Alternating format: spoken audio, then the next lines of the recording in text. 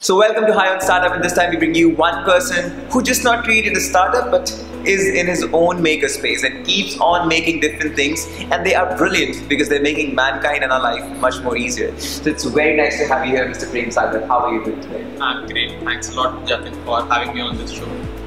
Well, we are very happy that you've come over here because I want to tell you all, it's 3 a.m. right now in the morning. It was very hard to get an appointment with him, and now that I have, I'll ask you the question that I have been waiting to ask you since a long time, since the day I've been following you up on emails. So my question is, when you thought of starting a startup, was it hard for you to shift from your high-paid job to starting something, and how did this decision happen? Was it overnight? Did it take time? What was the process? I think the day I started startup is almost 2 years now. When I left my job and started this. So the decision, I think I took my own time on making this decision. Like obviously it was like at heart at first, like we're in India and I belong to a middle class family. So when you go to your parents and tell them that I want to switch from my job to a startup, and that is something, again, an idea that you don't have any pre-existing models where you can tell them that this is a successful one and I'm going to replicate it, right? You have to take a lot of power in convincing them. So hopefully I was able to do that, and they are still on board with me. So that took a lot of time. When I decided, I did a lot of research before getting into this full time. So I took small steps in the beginning, did small works, did small experiments. We participated in a lot of exhibitions and displayed our creations and all, and got a lot of feedback from followed a lot of mentors, people who were in this domain at that point of time. And that all I did, a lot of homework kind of thing even before I left my job. So when I was really confident and I had a plan in mind, then only I left my job and started full-time into this. Okay, so I know that your startup is Banaao.co.in. So I get it that it's a maker space. How did you come up with the name? So basically, I read a book by A Purple Cock by Seth Godin. So at that point of time, we were our co-founders and entire team, even my friends, I was searching on a lot of names, English names. We need to have a name with a make in between. We are a maker space. Yes. We were thinking of having a name with make in between.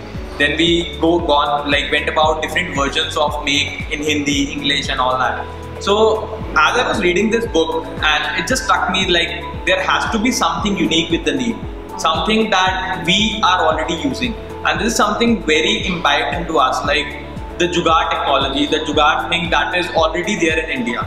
We want to take it to the next level, and that's how we iterated over multiple times and came with this name, a Hindi version of to make a Banaao.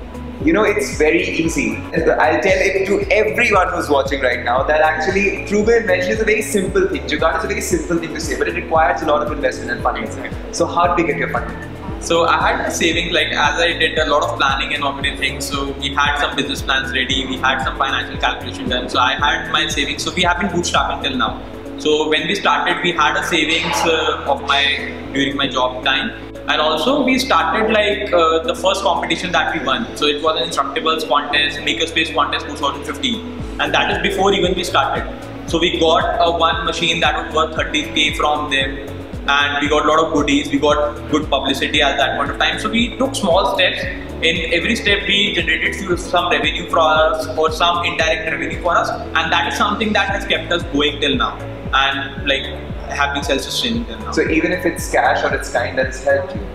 But now I would want to talk about that. What are the issues that you've faced? And I know you've faced some.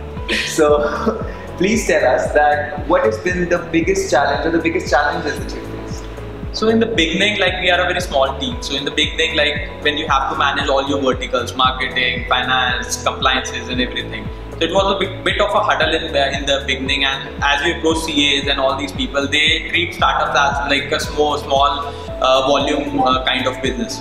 So this is always very difficult to negotiate from a point of weakness at some point of time. So that has been something that has been a learning experience around that point. How do you negotiate from a weak point of your own? You have a small volume, you know that. In the beginning, every startup is going to have a small transaction.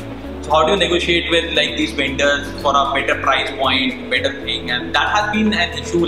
We deal with a lot of hardware vendors, we have a lot of inventory vendors and all these stuff.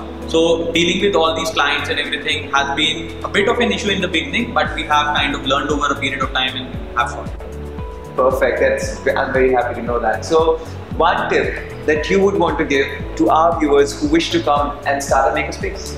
So basically, just get started. So it's our also an aim to have like lot of tinkering labs and maker spaces in every society and every place. So we recently kind of open source a 3D editable model that you can start designing your maker space right now as a first step. So I think when you're starting with that, so have a vision in mind. Like we had done a lot of research, demographic research. So whenever you're starting a makerspace, do a local research, what your students need, what your demographic is requiring, and start serving their needs, and I hope you will be successful. So when there's a lot of pressure and a lot of work and when it's 3 a.m. in the morning, what do you need to get high on? I don't need anything to get high on. I have my startup to get high on. Keep making. Perfect, perfect. So he keeps making amazing stuff and he keeps helping us. Now I'll tell you why, because he's the person who read a lot of good books, which I did. That's why I'm interviewing him, not starting startup. And also he knows that there are a lot of issues like hiring, like marketing, and he has worked them through. And yes, you should be participating in a lot of competitions if you want to fund your startup, and that's a good way, that's a brilliant way to do it. So now we'll tell you that you should subscribe to the channel so that you can keep watching our new interviews with more founders, and there's so much more to learn and grab.